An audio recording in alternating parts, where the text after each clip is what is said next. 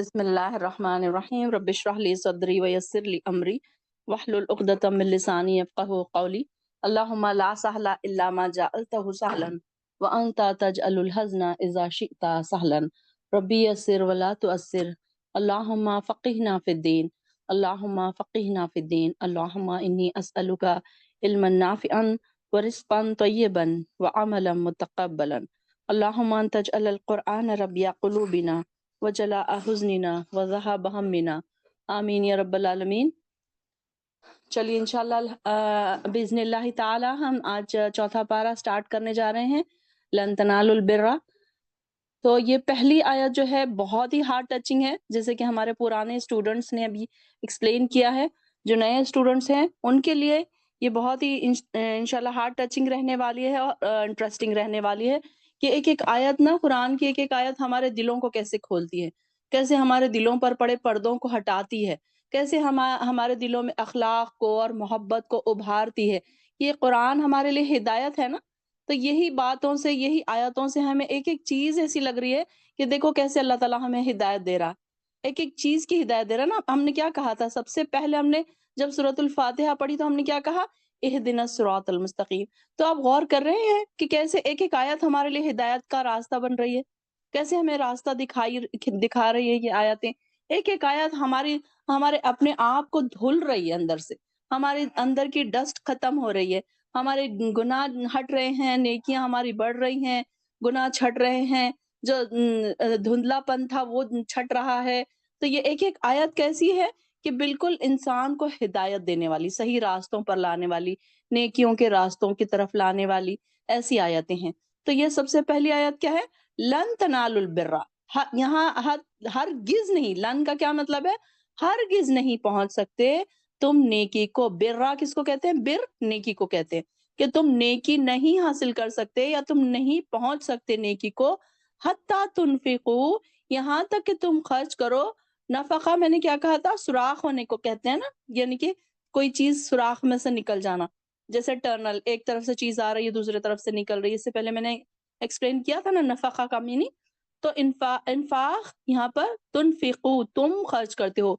जब भी ता पेश तू आएगा तो उसका मीनिंग क्या रहेगा, तुम खर्च करते हो, तुम करते हो, इसका मीनिंग ये आएगा। और या आएगा तो वो करते हैं, ऐसे आएगा उसके मीनिंग। तो तुनफिकू, तुम खर्च करो, मिम्मा तुहिब्बून, जिसको तुम पसंद करते हो। तो यहाँ पर अपनी सबसे पसंदीदा चीज लोगों को देने के, अल्लाह की राह में लोगों को देने की बात बताई जा रही है। अब इसमें नफिली सदकात भी हो सकते हैं, फर्जी सदकात भी हो सकते। अब फर्जी सदकात में तो हमारा कोई अमल दखल नहीं है, ज़कात तो जितनी है लिखी हुई उतनी हमको देना है। लेकिन नफिली सदकात है, तोहफे तहाइफ हैं, ये सारी चीजें जो हैं इसमें सारी चीजें आ जाएंगी। और फिर वमा तुनफिकू, और जो कुछ तुम खर्च करोगे, मिन शैइन, कोई चीज, फइन्नल्लाहा बिही अलीम, तो बेशक अल्लाह ताला इसको खूब जानने वाला है।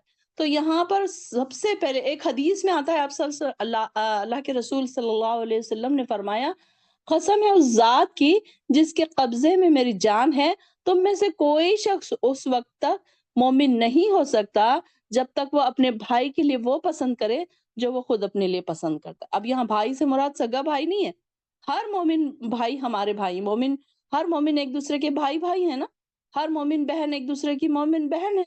तो यहाँ पर सिर्फ भाई से मुराद सगा भाई नहीं है, बल्कि जो भी हम, जिसको भी हमारे मोमिन मर्द हैं, मोमिन औरतें हैं, तो सारे भाई भाई और बहन बहन। तो यहाँ पर ये बात बता दी गई कि नेकी को कब तक नहीं पहुंच सकते हम। अब यह है कि एक आला दर्जे का म्यार में नेकी का जो है, हम उस तक अगर पहुंचना चाहते हैं तो इस पर अमल करेंगे। और अगर नहीं, हम चाहते हैं कि नहीं चलो ठीक है, जितना हो रहा है उतना करेंगे, थोड़ी थोड़ी नेकी करेंगे, तो आला दर्जे के म्यार की नेकी पर तो हम नहीं पहुंच सकेंगे ना। अब ये है कि अब जैसे कि मैंने आपको बताया था जन्नत के 100 दर्जे। अब कोई चाहे तो पहले दर्जे में ही खुश बैठे रहे, चलो थोड़ी थोड़ी बैठे बैठे हल्की फुल्की नेकी कर ले, जो फिर, और नहीं तो कुछ लोगों को शौक है कि नहीं हम 100 वाले दर्जे पर पहुंच जाए, 100वां दर्जा जो है, तो उस तक हम कैसे पहुंचे। तो उसके लिए हर हर आयत पर अमल करना पड़ेगा, अपनी पसंदीदा चीजें कुर्बान करना पड़ेगी। अब उसमें पसंदीदा चीजों में क्या क्या चीजें आ सकती हैं, कि यहाँ पे पसंदीदा माल खर्च करने की फजीलत भी बताई जा रही। और इस आयत का खिताब यहूद, नसारा, मुसलमान सब इंसानों से। अब कोई ख़ास किसी को नहीं बताया जा रहा है, यहूद को नहीं कहा जा रहा है या अय्युहल्लज़ीना आमनू नहीं कहा जा रहा है, बल्कि तमाम लोगों से ये खिताब हो रहा है। और माल से मोहब्बत क्या है? इंसान की फितरत में दाखिल है। और अल्लाह की राह में खर्च करने के लिए क्या होता है? इसके दिल में घुटन सी पैदा होने लगती है, और किसी के कहने कहलाने पर माल खर्च करना भी पड़े, तो इसका जी क्या चाहता है? थोड़ा-सा माल खर्च कर दे, या हक़ीर किस्म का खर्च कर दे, या फिर किसी तरीके से इससे छूट छूट जाए। या फिर जबकि अल्लाह ताला ये फरमा रहा है कि जब तुम अल्लाह की राह में ऐसा माल खर्च ना करोगे जो तुम्हें महबूब है, पसंदीदा है, तो इस वक़्त तक तुम नेकी की वसअतों को नहीं पा सकते, मतलब आला दर्जे को नहीं पहुँच सकते। तो यहाँ पर देखिए कि कैसे उस टाइम के सहाबा किराम थे, जैसे कि हमारी बहन ने अभी इतने शॉर्ट टाइम में मैंने उनको कहा कि बताइए इस मीनिंग आयत का, तो ऐसे आप लोगों को तैयारी होनी चाहिए कि अगर अचानक ही आपको किसी ने कुरान का कोई आयत खोल दी ना आपके सामने, तो तो खोल दी ना अगर आपके सामने किसी ने आयत, तो आपने फौरन ही कहना कि ये आयत का ये मतलब है, ये आयत का ये एग्जाम्पल आया था, ये आयत का हमने ये समझा था। मतलब कुछ आयतें ऐसी भी होनी चाहिए जो आप उसको आधी रात को नींद में से उठाया जाए तो भी आप उसको एक्सप्लेन करने के काबिल हो। ऐसे हमको कुरान को समझना है, ऐसे हमको कुरान को पढ़ना है। ऐसे नहीं बस कि हम पढ़ के हम गुजर गए बस उस पर से, और फिर हमको नहीं उसका कुछ समझ आया, अच्छा समझ आया तो ठीक, नहीं समझ आया तो आगे बढ़ गए। नहीं, आगे बढ़ना ही नहीं है। आप देखेंगे कि कुछ-कुछ सहाबा कराम ऐसे थे कि कई-कई साल, कई-कई महीने एक-एक आयत को समझने के लिए लगा देते थे। कई-कई महीने वो उस पर लगाते थे कि उसकी पीछे पड़ जाते थे कि इसके क्या मीनिंग हो सकते हैं। आयतों को, हदीसों को समझने के लिए रात-रात भर उसमें महू होते थे।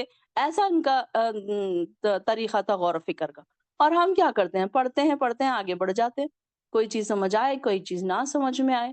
ऐसे हमको नहीं पढ़ना। अब हम मैच्योर हो चुके हैं, अब हम ज़िंदगी के उस दौर से गुज़र रहे हैं कि बस अब हमारी जो आखिरी लम्हात है, समझो कि हम बोल सकते हैं कि बहुत करीब है। अब देखिए कि अगर हम 40 में और 50 में, तो क्या कहा था आप सल्लल्लाहु अलैहि वसल्लम ने कि मुस्लिम उम्मत मुस्लिमा की उम्रें क्या होंगी दरमियाना उम्र? 60-70 साल की कहा था ना? तब हमारे पास कितना टाइम बचा है? एक लंबा टाइम तो हम गफ़लत में गुज़ार चुके हैं। बार-बार मैं यही कहती हूँ कि अब तो हमारी आँखें खुल जानी चाहिए। एक-एक आयत को गौर से पढ़ने की कोशिश करें। हमें कुरान ख़त्म करने की जल्दी नहीं होनी चाहिए।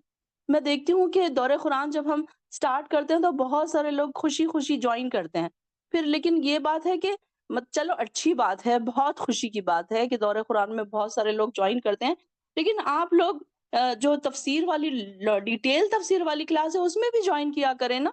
तो उसमें तो हम और ज़्यादा डिटेल, और ज़्यादा एक्सप्लेनेशन, और ज़्यादा मिसालें, और ज़्यादा आप सबको बोलने का भी मौका दिया जाता है। तो उसमें भी जॉइन किया करें। ये शॉर्ट कोर्स तो सबको आसान लगता है कि चलो 2 महीने 3 महीने में कुरान ख़त्म हो जाएगा, तो चलो ठीक है, हम एक हमारा कुरान ख़त्म हो गया। तो हमें कुरान ख़त्म करने की कोई जल्दी नहीं रखनी है। हमें ये देखना है कि सारी ज़िंदगी हमारी लग जाए कुरान ख़त्म, हो ना हो, लेकिन हमें सारी ज़िंदगी कुरान ख़त्म करने के लिए लगानी चाहिए। भले ही पूरी ज़िंदगी में हमारा कुरान ख़त्म हो, लेकिन एट लीस्ट ऐसा हो कि हम समझाने के काबिल तो हों, समझने के काबिल तो हों। अपने बच्चों को ही सही, चलिए ठीक है, आप लोगों ने क्लासेस नहीं लेनी है, लेकिन एट लीस्ट हम अपने बच्चों को, अपने शौहर को, अपने बहन-भाइयों को, अपने माँ-बाप को, अब बेचारे हमारे माँ-बाप भी इतने इनोसेंट हैं, कई जगह पर ऐसे हैं कि बूढ़े हैं, उनको तो सोशल मीडिया की कोई चीज़ें भी नहीं मालूम, उनको ना उनको यूट्यूब से लेक्चर सुनना मालूम है, ना उनको क्लासेस जॉइन करना मालूम है। अब उनकी उम्रें भी बेचारों की इतनी हो गई कि वो किताबें भी नहीं पढ़ सकते। तो ऐसे ऐसे भी जो बूढ़े हैं हमारे घर के, हम उनको भी ये बातें समझा सकते हैं ना, जो अगर हम समझेंगे तो। तो ये चीज़ देखिए कि कितनी अच्छी आयत है।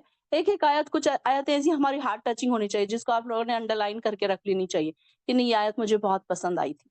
और मैंने उस पर अमल किया, और हमने देखा कि जब हमने ये आयत पढ़ी थी और हमने उसके बाद हमने 1 हफ्ते का टाइम दिया था, और बहुत सारी बहनों ने अपनी पसंदीदा चीज़ें अपने किसी रिश्तेदार, गरीब रिश्तेदारों को दे दी, कोई गरीबों को दे दी। ये बहुत सारे बहनों ने हमारे इस पर अमल भी किया था। यानी कि हम पढ़ें और फिर अमल भी करें। ये भी होना चाहिए कि हमको ये होना चाहिए कि ये छोटी-सी चीज़ है ना अमल करने के लिए, अब कोई इसमें बहुत बड़ी बात नहीं है कि अपनी पसंदीदा चीज़ हमको देना है। तो ये चीज़ हम कर सकते हैं। फिर ये देखिए ना कि हम दावे तो बहुत करते हैं अल्लाह की मोहब्बत के, लेकिन अल्लाह के लिए हम क्या देते हैं? क्या खर्च करते हैं हम? एक अपना छोटा-सा टाइम भी माँगा जाए तो हम वो नहीं देते। 1 घंटे की क्लास के लिए, 2 घंटे की क्लास के लिए बुलाया जाए तो नहीं आते हम। پھر ہم یہ دیکھتے ہیں کہ شارٹ کلاس کہاں پر ہے، شارٹ کورس کہاں پر ہے، چلو جلدی سے ختم ہو جائے گا تو پھر چلو ختم پھر۔ تو نہیں، یہ نہیں دیکھیں، ہماری زندگی اس میں لگ جانی ہے۔ ہم نے یہ کوشش کرنا ہے کہ ہماری زندگی اسی میں صرف ہو، کم سے کم 1 گھنٹہ تو ہو ہمارے دن کا کہ ہم صرف اور صرف سب کچھ چھوڑ چھاڑ کر اللہ کی راہ میں بیٹھے۔ وہ بھی ہمارا پسندیدہ چیز ہے نا، وقت ہمارا، ہم وہ بھی اللہ کی راہ میں دے رہے ہیں نا، یہ بھی تنفقوا مما تحبون میں آ جائے گا۔ یہ بھی نہیں کہ آپ کا وقت کا دینا، پیسہ ہی نہیں، کپڑے ہی نہیں، بلکہ آپ کا وقت دینا۔ کوئی اگر سونا چاہ رہا ہے، آپ دیکھیں گے کچھ ہماری بہنیں ہیں کہ اسکول سے ابھی آئی ہیں جسٹ، ان کو تھکان ہے، نیند کا غلبہ ہے، لیکن وہ سو نہیں رہی ہیں۔ یہ بھی کیا ہے؟ تنفقوا مما تحبون، اسی میں آ رہا ہے یہ، وہ اپنی نیند ضائع کر رہی ہے نا، اللہ کی راہ میں اپنی پسندیدہ چیز دے رہی ہے۔ اب یہ دیکھیے کہ جب انسان صبح 6 بجے کا اسکول کو گیا ہوا، وہ جو 2 بجے 2:30 بجے آئے، تو اس کو نیند کا کتنا غلبہ ہوتا ہے، کتنی تھکان ہوتی ہے اس کو۔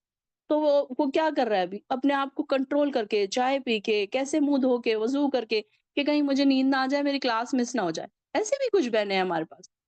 تو دیکھیے کہ کیا اللہ تعالیٰ خوش نہیں ہوتا ہوگا ایسے بندوں سے اپنے، کہ کیا یہ اپنی جی جان توڑ کر محنتیں کر رہے ہیں۔ یہ سارے مسئلے مسائل کو انہوں نے بازو رکھا ہوا ہے۔ دیکھیے کہ کوئی یہ نہ کہے کہ میرے مسئلے بڑے ہیں، میرے گھر میں یہ پرابلم ہے، میرے گھر، ہر ایک کے گھر میں کوئی نہ کوئی پرابلم ہے، چاہے وہ آپ ہوں چاہے میں ہوں۔ ہم کو ٹائم نکالنا پڑے گا اللہ کے لیے، اپنے محبت دکھانا پڑے گا نا اللہ تعالیٰ کو، ہم کو کہ اللہ ہم کو آپ سے محبت ہے، ہم ساری چیزوں کو بازو رکھ رہے ہیں۔ کم سے کم اب ہم وقت تو خرچ کر ہی سکتے ہیں نا اللہ کی راہ میں۔ چلیے ہم پیسے نہیں خرچ کر رہے، چلیے ہم اپنے پسندیدہ ڈریس نہیں دے رہے ہیں۔ اب دیکھیے کہ ہم جب لینے جاتے ہیں تو اپنے لیے کیسا ڈریس لیتے ہیں، برانڈز کا دیکھتے ہیں کہ کون سا نیا برانڈ چل رہا ہے، وہ والا ڈریس، اور لوگوں کو دینا ہے تو ہلکا پھلکا، پھر دینا اگر الماری میں سے دینا ہے تو جو نہیں پہن رہے، جو بہت ہی خراب ہو گئے، جو بہت ہی پھٹ گئے ہیں، تو وہ ان کو پھر دینے لگتے ہیں۔ پھر یہ بھی سوچتے ہیں کہ اس کا دوپٹہ اچھا ہے تو رکھ لو، یہ اس کا پینٹ اچھا ہے تو اس کو رکھ لو، اس کا شرٹ خراب ہو گیا تو اس کو دے دو۔ پھر یہ ایسی چیز دو نا کہ سامنے والا خوشی سے پھولے نہ سمائے، وہ یہ سوچے کہ ارے مجھے بھی ایسی چیز ملی ہے جیسے یہ لوگ پہنتے ہیں۔ آپ دیکھیے کہ ان کی خوشی کا ٹھکانہ نہیں ہوگا، کوئی غریب کو آپ ایسی چیز دیں گے جو آپ خود پہنتے ہیں، یا اپنے جیسا ڈریس دیں گے۔ اور یہاں تو ایسا ہے کہ کزنز بھی کا یہ حال ہے کہ وہ سوچتے ہیں کہ انہوں نے وہ ڈریس پہنا تو میں نہیں پہنوں گی، وہ شادی میں وہ پہن کے آ رہی ہیں تو میں نہیں پہنوں گی ان کے جیسا، پھر میرا اور ان کا سیم ہو جائے گا۔ وہ فلاں رشتہ داروں نے میرے جیسا ڈریس خرید لیا، اب میں یہ ڈریس نہیں پہنوں گی۔ یہ طریقہ ہے ہم لوگوں کا۔ کیسے ہم نیکی کو پہنچ سکتے ہیں؟ تو یہاں پر نیکی کو پہنچنے کی جو کرائٹیریا بتایا جا رہا ہے، تو اس میں یہی بتایا جا رہا ہے کہ ہم اپنی پسندیدہ چیز خرچ کریں۔ کہ دیکھیے کہ ابو طلحہ جو تھے ان کے بارے میں کیسا آتا ہے کہ ان کا ایک بیرہا کا باغ تھا جو ان کو سب سے زیادہ محبوب تھا۔ دیکھیے کہ اتنا بڑا باغ جس میں کتنے کھجور کے باغات تھے، اور وہ ساری کی ساری ان کی کل جائیداد وہی تھی، اور ان کے پاس کوئی ایسے 10 باغ نہیں تھے ان کے پاس۔ تو وہاں پر عمدہ کھجوریں تھیں، شیریں پانی جا کر پیا کرتے تھے وہ، آپ صلی اللہ علیہ وسلم بھی وہاں جا کر بیٹھتے تھے۔ اور جیسے ہی آیت نازل ہوئی تو ابو طلحہ نے فوراً آپ صلی اللہ علیہ وسلم سے عرض کیا، یا رسول اللہ میری کل جائیداد بیرہا کا باغ ہے، مجھے سب سے زیادہ پیارا ہے، میں اس باغ کو اللہ کی راہ میں صدقہ کرتا ہوں۔ دیکھیے کیسے تھے صحابہ اکرام کہ آیت اتری اور انہوں نے فوراً صدقہ کر دیا۔ کیا ہم ان تک پہنچ سکتے ہیں؟ ارے ہم کو کہاں باغ کرنا ہے خرچ، ہم کو کہاں اپنے گھر دار پورے دوسروں کے نام کر دینا ہے، اپنی کل جائیدادیں، اپنی وراثت ان کے نام تھوڑی کرنا ہے۔ ہم تو چھوٹی موٹی چیز دیں گے تو بھی خوش ہوگا جائے گا اللہ تعالیٰ ہم سے۔ تو یہاں دیکھیے کہ کیسے ان کے تھے، کہ وہ کیسے ان کے شوق تھے اللہ کو خوش کرنے کے، اللہ کی محبتوں کے، ان کے مثالیں دیکھیے کیسی مثالیں، اور ہم کیا خرچ کرتے ہیں؟ ہم اپنی چھوٹی سی نیند نہیں خرچ کرتے، ہم تہجد کو اٹھنے کے لیے روتے ہیں، فجر کو اٹھنے کے لیے روتے ہیں کہ نہیں نہیں میری نیند خراب ہوگی تو میرا سر دکھے گا، تو میری طبیعت خراب ہوگی، تو میرا بی پی لو ہو جائے گا، تو میری آنکھ نہیں کھل رہی ہے، گھر کا کام بہت زیادہ، یہی ہمارے رونے ہیں۔ تو انہوں نے کیا کہا کہ میں اللہ کی راہ میں یہ باغ خرچ کرتا ہوں۔ اب یہ دیکھیے کہ کئی 100 سال پہلے کی بات، لیکن اللہ تعالیٰ نے ان کی بات کو کتنا پسند کیا، ان کے صدقے کو کتنا پسند کیا، کہ رہتی دنیا تک ابو طلحہ کا نام لیا جا رہا ہے۔ نہ اس ٹائم سوشل میڈیا تھا، نہ کوئی نیوز میکرز تھے جو نیوز کو آگے پہنچا سکے، لیکن دیکھیے کہ اللہ تعالیٰ نے اس کو سیو کیا نا، ان کے جملے کو، ان کے الفاظ کو، اور کیسے اللہ تعالیٰ نے ہم تک یہ بات پہنچائی، کہ ہر تفسیر میں آپ کو یہ قصہ ملے گا ابو طلحہ کا، اور ہر تفسیر میں ہر مسلمان جب بھی یہ آیت آئے گی ابو طلحہ کا ذکر ضرور کرے گا۔ کیسے تھے اللہ کے بندے، اللہ تعالیٰ ہمیں بھی ایسے بنا دے، یہ حرص کرے نا ان لوگوں کی طرف بننے کی، تو چلے ٹھیک ہے 100% نہیں بنیں گے، ہم کم سے کم 50 تو بنیں گے، 40 تو بنیں گے ان کی طرح، 30 تو بنیں گے، 10 تو بنیں گے، کچھ تو صفت ہمارے اندر بھی آئے گی نا۔ تو انہوں نے دیکھیے کیسے اللہ تعالیٰ کو ان کی اتنی پسند آئی ہوگی یہ بات کہ رہتی دنیا تک ان کا نام لیا جائے گا۔ اللہ تعالیٰ نے کیسے سیو کیا، کیسے ہم تک پہنچایا یہ بات۔ تو یہ انہوں نے کیا کیا کہ اپنا باغ ہے صدقہ کیا، تو اور کہا کہ آپ جہاں مناسب سمجھے اسے استعمال کریں۔ تو آپ صلی اللہ علیہ وسلم نے فرمایا بہت خوب، یہ مال تو بالآخر فنا ہونے والا ہے۔ ایک دوسری روایت میں کہ مال تو بہت نفع دینے والا ہے، اب تم کیا کرو کہ اپنے اسے غریب رشتہ داروں میں بانٹ دو۔ تو ابو طلحہ نے کہا بہت خوب یا رسول اللہ، اور میں ایسے ہی کرتا ہوں۔ پھر انہوں نے کیا کیا، اپنے چچا زاد بھائیوں میں اسے بانٹ دیا، یعنی کہ ان کے بھائیوں کو بھی مل گیا اور اس کے بعد پھر ان کو نیکی بھی مل گئی، تو رہتی دنیا تک ان کا نام رہ گیا۔ تو ہمارے کیسے ہیں صدقات، ہمارے کیسے ہیں اللہ کی راہ میں خرچ، آج چیک کریں، آج اپنے اپنے گھروں میں جا کر اب ضرور اس آیت پر عمل کریں، سوچیں کہ کیا میں خرچ کرتی ہوں، میرا خرچ کیسا ہے، میں جب اللہ کی راہ میں خرچ کرنے کی بات آتی ہے تو میں کیسا خرچ کرتی ہوں، اور جب میں اپنے لیے بات کرتی ہوں تو میں کتنا ہائی لیول سوچتی ہوں، یہ ضرور سوچیں۔ اور کہیں نہ کہیں کوئی نہ کوئی اپنی پسندیدہ چیز نا آج اللہ کی راہ میں ضرور دیں، آج دیں، کل دیں، اس ہفتے دیں، یہ آیت پر عمل کرنے کے لیے۔ چھوٹی سی چیز ہی دے دیں، کوئی ایسی پسندیدہ چیز ہو، اپنے ہی کزنس کو دے دیں، کوئی غریب ہوں گے، رشتہ دار ہوں گے، ان کو ہی دے دیجئے، جو اپنی پسندیدہ چیز ہے ان کو دے دیجئے، آپ کو خوشی محسوس ہوگی، آپ ریئلائز کریں گے کہ میں نے قرآن کی ایک آیت پر عمل کیا۔ اللہ تعالیٰ اس کے بدلے آپ کو کتنا دے گا، کتنا نوازے گا، یہ ہم نہیں جانتے۔ اللہ تعالیٰ بہتر جانتا ہے کہ اس کو کتنا دینا ہے آپ کی، اللہ تعالیٰ خوش ہو جائے نا بس، اللہ تعالیٰ جب خوش ہوتا ہے بندے سے تو اس سے زیادہ نوازتا ہے نا اس کو۔ تو یہاں پر بھی یہ آیت اتنی پیاری ہے، ہارٹ ٹچنگ ہے آیت، یہ بڑی پیاری مجھے پسند آتی ہے یہ آیت، اس کو انڈر لائن بھی کر کے رکھیے یا پھر آپ لوگ اس کو ہائی لائٹ کر کے رکھیے، جب بھی آپ اس کو عربی میں پڑھیں نا، اب انشاءاللہ آپ لوگ تراویح میں سنیں گے نا آپ کو اس کا ترجمہ یاد آ جائے گا، ابو طلحہ، ابو طلحہ کا نام بھی آپ کو یاد آ جائے گا انشاءاللہ۔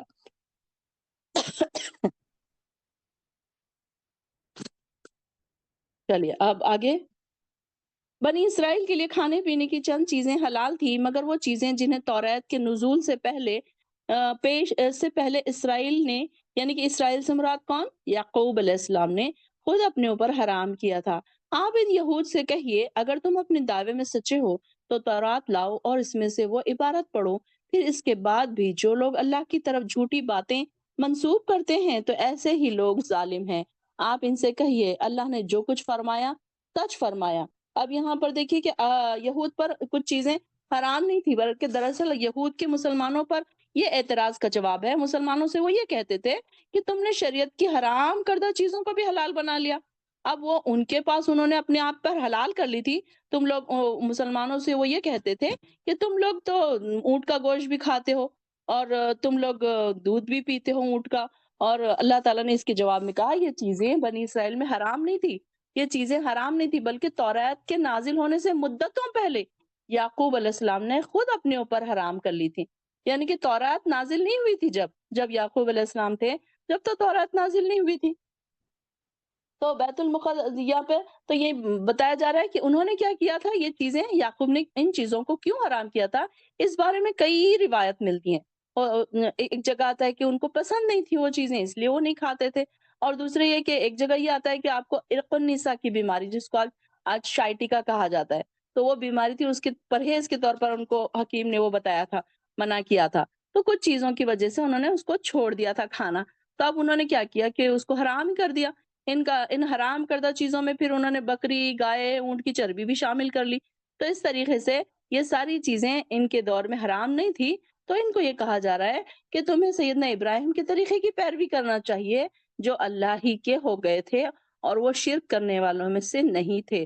بے شک سب سے پہلا گھر عبادت گاہ جو لوگوں کے لیے تعمیر کیا گیا ہے وہ مکہ میں واقع ہے، اس گھر کو برکت دی گئی اور تمام جہان والوں کے لیے مرکز ہدایت بنایا گیا۔ اب یہاں پر ملت ابراہیم سے مراد دین کی اصولی باتیں ہیں، ہر نبی پر جو نازل کی جاتی ہیں، مثلا صرف ایک اللہ کی عبادت کرنا، اسے وحدہ لا شریک سمجھنا، اس کے سوا کسی قوت کے سامنے جو سر کو نہیں جھکانا، اللہ ہی کو حرام حلال قرار دینے کا مختار سمجھنا، خود سے کوئی چیز حرام اور حلال نہیں کر لینا۔ تو یہ قانون کا، یہ ایسے قانون کو ماننا، یہی اس کو ملت کہا جاتا ہے، جس سے کتاب اللہ میں اس کی وضاحت کی گئی ہے۔ تو یہ ساری چیزیں کیا ہے، کھانے پینے کی چیزیں میں چیزوں میں حلت ہے، حرمت ہے، ایسے سب مسائل جو ہے اس میں کوئی تبدیلی نہیں ہوگی، جو اللہ تعالیٰ نے بتا دی ہے وہی ہوگا۔ تو قبلہ اول جو ہے یہ یہود کے ایک دوسرے اعتراض کا جواب ہے کہ ان کا یہ اعتراض تھا کہ تمام انبیاء کا قبلہ تو بیت المقدس ہی رہا اور تمام انبیاء نے وہیں ہجرت کی، تو اب یہ مقام جو کعبہ سے افضل ہے، اب مسلمانوں نے بیت المقدس کے بجائے کعبے کو اپنا قبلہ کیوں بنایا؟ یہ تو ملت ابراہیم سے روگردانی ہو گئی، منہ پھیرنا ہو گیا۔ تو اس اعتراض کا جواب اللہ تعالیٰ نے یہ دیا کہ لوگوں کی عبادت کے لیے جو سب سے پہلا گھر تعمیر ہوا تھا وہ کون سا تھا؟ بیت اللہ تھا، یعنی کہ کعبہ۔ بیت المقدس نہیں تھا، کیونکہ بیت اللہ ہی وہ گھر ہے جسے ابراہیم علیہ السلام نے اللہ کی عبادت کے لیے لوگوں کے لیے تعمیر کیا تھا، اور سیدنا سلیمان ہی کے عہد میں یہ قبلہ توحید کے لیے بنایا گیا تھا۔ لہٰذا قبلہ اول تو دراصل کعبہ ہی ہے۔ ابراہیم علیہ السلام دیکھیے مکے کے بعد 1000 سال کے بعد بیت المقدس سلیمان علیہ السلام نے بنایا تھا۔ مکہ بنا، اس کے 1000 سال کے بعد پھر سلیمان علیہ السلام نے بیت المقدس بنایا، اور بیت المقدس سلیمان علیہ السلام موسیٰ علیہ السلام کی وفات کے 400 سال بعد بنایا تھا۔ موسیٰ علیہ السلام کا بھی اس میں انتقال ہو گیا تھا اس کے بعد۔ تو یہ ان کی بات کو جواب دیا جا رہا ہے کہ جو اس اعتراض کا جواب ان کو دیا جا رہا ہے کہ کیونکہ یہ تو پہلے سے ہی کعبہ تھا، اب اس کا اعتراض کو اس کے بار بار بھی دہراتے رہتے یہ، اور ان کے اسی اعتراض کا تاریخی پہلو سے بھی جواب دیا گیا کہ یہ کیسا ہے، یہ پہلے سے ہی اللہ کا گھر تھا، اور بعد میں پھر بیت المقدس کو انہوں نے جب ان کے اس طرف منہ کر کے نماز پڑھنا شروع کیا تو اللہ تعالیٰ نے اس کا کوئی ان کو وہ نہیں دیا، منع نہیں کیا ان کو، تو پھر وہ اس کے بعد سے پھر وہی رہ گیا۔ اس میں کئی کھلی نشانیاں ہیں، جن میں سے ایک سیدنا ابراہیم کا مقام عبادت ہے، اور جیسے کہ ہم جانتے ہیں کہ مقام ابراہیم ہے، وہاں پر جو لوگ وہاں گئے ہوں گے تو انہوں نے دیکھا ہوگا کہ طواف کرنے کے بعد 2 رکعت نماز ہم مقام ابراہیم کے سامنے پڑھتے ہیں۔ ایک چھوٹی سی کانچ کی جو بنی ہوئی ہے، وہاں پر دیکھا ہوگا نا آپ لوگوں نے کہ وہاں پر کعبے میں اس میں ان کے پیروں کے نشان بھی ہیں۔ تو جو شخص اس گھر میں داخل ہوا وہ ہر چیز سے محفوظ ہو گیا، اور لوگوں پر اللہ کا یہ حق ہے کہ جو شخص اس گھر تک پہنچنے کی استطاعت رکھتا ہے وہ اس کا حج کرے، اور جو شخص اس حکم کا انکار کرے وہ خوب سمجھ لے کہ اللہ تعالیٰ تمام دنیا سے بے نیاز ہے۔ اب یہاں پر دیکھیے کہ اس میں آیات بینات، فی ہی آیاتم بینات، اس میں کھلی نشانیاں کیا کیا ہے؟ سب لوگ جسے دیکھتے ہیں، دیکھ کر آتے ہیں، سب لوگ جب جاتے ہیں تو وہاں پر ایک تو یہاں پر زمزم ہے، تو دنیا بھر کے مسلمان وہاں جا کر یہ پانی استعمال کرتے ہیں، اپنے گھروں کو لاتے ہیں، مگر یہ دیکھیں کہ اس چشمے کا پانی ختم نہیں ہوتا۔ یہ آیاتم بینات ہے، کھلی نشانی اللہ کی۔ اور یہ پانی دیکھیے کہ اس زمانے میں کیا تھا ان کے پاس، بی بی ہاجرہ جب وہاں تھی تو صرف ان کے پاس پانی اور کھجور تھا۔ تو یہ پانی بھوک اور پیاس دونوں کو دور کرتا ہے۔ پھر اسی طریقے سے ہمیں پتہ ہے کہ یہ کئی بیماریوں کے لیے پھر اس کو شفا کہا گیا، ہر چیز کے لیے، جس چیز کے لیے اس کو پیا جائے اس کو پھر اس میں شفا ہے۔ پھر اس کو ایسا امن والا گھر بنایا کہ کسی کا جانی دشمن بھی اگر کعبے میں داخل ہو جائے تو وہ اس کو تکلیف پہنچانے کی جرات نہیں کر سکتا۔ تو اللہ تعالیٰ نے کعبے کے علاوہ اس پورے علاقے کو امن والا بنا دیا۔ پھر بیت اللہ کی برکات دیکھیے، معجزات، اور حرم مکہ کی صفات دیکھیے کہ 2500 برس سے سارا ملک عرب جو عرب تھا جاہلیت کی وجہ سے انتہائی بدامنی، لوٹ مار، قتل و غارت گری میں مبتلا تھے، مگر ملک بھر میں کعبے میں ہی ایک ایسا خطہ تھا جہاں پر امن رہتا تھا۔ یہ کعبے کی ہی برکت تھی کہ سال بھر میں 4 مہینے کے لیے پورے ملک کو اس کی بدولت امن میسر آ جاتا تھا۔ سارے ملک میں لوٹ مار کا بازار گرم رہتا تھا، مگر قریش کے قافلے محض کعبے کے متولی تھے نا، وہ اس لیے کیا کرتے تھے، وہ بلا خطر سفر کرتے تھے کہ جو تجارتی قافلے قریش کی امان میں آ جاتے، اس سے بھی کسی کو کچھ جرات نہیں ہوتی تھی کہ ان کو کوئی نقصان پہنچائے۔ اسی طریقے سے یہ ساری کیا ہے، ایک نشانیاں ہیں یہ، اور سب لوگ یہ دیکھتے ہیں کہ کیسے وہاں پر ایک لشکر گیا تھا تو اس کو اللہ تعالیٰ نے ابابیل بھیج کر کیسے ان کو ختم کیا۔ انہوں نے کوشش کی کہ اس کو ختم کر دے، گرا دے، ڈھا دے، تو کیسے اللہ تعالیٰ نے ابابیل کو بھیج کر، وہ بھی ہم سٹوری انشاءاللہ آگے آپ نے پڑھیں گے انشاءاللہ، اور آپ سب کو معلوم بھی ہوگی وہ۔ پھر یہاں پر دیکھیے کہ کیسا بیابان جنگل تھا پہلے، ریتیلا میدان تھا پہلے، پھر ابراہیم علیہ السلام کی دعا سے پھر ہر قسم کے پھل غلے یہاں پر معجزانہ طور پر کھینچے چلے آتے ہیں کہ مکے کو ایک مرکزی تجارتی منڈی کی حیثیت حاصل ہو گئی نا۔ تو یہ باتیں ایسی ہیں کہ جسے لوگ خود دیکھ سکتے ہیں کہ ایک آیات و بینات ہے، نشانیاں ہیں، اس کی کھلی نشانیاں جو انسان دیکھ سکتا ہے۔ پھر کعبے کے پاس مقام ابراہیم، وہ پتھر بھی ہے بدستور ابھی تک موجود ہے جس پر کھڑے ہو کر سیدنا ابراہیم علیہ السلام نے کعبے کو تعمیر کیا تھا۔ پھر صفا مروہ کی وہ پہاڑیاں ہیں جن کے درمیان سیدنا ہاجرہ دوڑی تھیں۔ پھر یہ مقام کیا ہے؟ شعائر اللہ، اللہ کی نشانیوں میں سے ہیں۔ یہ ساری چیزیں جو ہم جاتے ہیں، جو بہنیں وہاں گئی ہوں گی انہوں نے یہ ساری چیزیں دیکھی ہوں گی تو ان کو یہ ساری چیزوں کا پتہ ہے۔ پھر مناسک حج ادا کرنے کے لیے دنیا بھر کے لوگوں کو اسی مقام کی طرف آنا پڑتا ہے۔ اب دیکھیے کہ کہیں اور جا کر مدینے میں جا کر حج نہیں کیا جا سکتا، بلکہ مکے میں ہی آ کر حج کی ادائیگی بھی ہوگی۔ پھر یہ دیکھیے کہ جس دن فتح مکہ ہوا، اسی دوسرے دن آپ نے خطبہ ارشاد فرمایا اور کہا آج کے بعد ہجرت فرض نہیں رہی اور جہاد اور اس کی نیت بدستور باقی ہے۔ تو جب تم سے کہا جائے جہاد کے لیے نکلو تو جہاد بھی یہاں پر نکلنے کے لیے جہاد کا بھی حکم دیا گیا۔ پھر کہ یہاں کہا جا رہا ہے کہ آپ اہل کتاب سے کہیے کہ تم اللہ کی آیات کا کیوں انکار کرتے ہو، حالانکہ جو کچھ تم کرتے ہو اللہ سب کچھ دیکھ رہا ہے۔ کہو اے اہل کتاب، جو شخص ایمان لاتا ہے تو تم اسے اللہ کی راہ سے کیوں روکتے ہو؟ تم اس میں ٹیڑھا پن کیوں تلاش کرتے ہو، حالانکہ تم خود اس کی راہ راست ہونے کے گواہ ہو، اور جو حرکتیں تم کر رہے ہو اللہ ان سے بے خبر نہیں۔ اے ایمان والو، اگر تم اہل کتاب کے ایک گروہ کی بات مان لو گے تو یہ تمہارے ایمان لانے کے بعد بھی تمہیں کافر بنا کر چھوڑیں گے، اور تم کفر کر بھی کیسے سکتے ہو جبکہ تم پر اللہ کی آیات پڑھی جاتی ہیں اور اللہ کا رسول تمہارے درمیان موجود ہے۔ اور جو شخص اللہ کا دامن مضبوطی سے تھام لے گا وہ ضرور راہ راست پر پہنچے گا۔ یا ایھا الذین آمنوا اتقوا، اے ایمان والو اللہ سے ایسے ڈرو جیسے اس سے ڈرنے کا حق ہے، اور تمہیں موت نہیں آنی چاہیے مگر اس حال میں کہ تم مسلمان ہو، اور اللہ کی رسی کو مضبوطی سے تھام لو اور تفرقے میں نہ پڑو۔ اب یہ دیکھیے کہ مومنوں کو کیا کہا جا رہا ہے، اللہ کا تقوی اختیار کرنا، اللہ کا تقوی اختیار کرنے کے لیے کہا جا رہا ہے کہ اللہ کا تقوی اختیار کرو۔ اور اللہ کا تقوی کیا ہے؟ کہ ہر گناہ سے بچنا، اللہ سے ہر بار یہ سوچنا کہ اللہ تعالیٰ ہمیں دیکھ رہا ہے۔